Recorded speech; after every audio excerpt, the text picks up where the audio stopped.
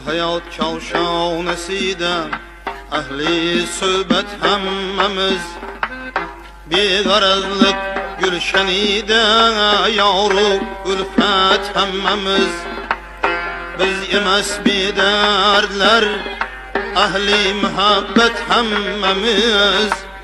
Bu halal meynet tüfayliden bedavlet hammamiz.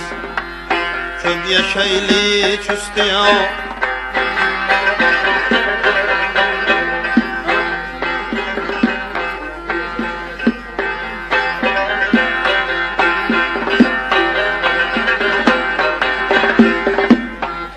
kökde bir minnet saçar, bizler üçün nurun kuyaş.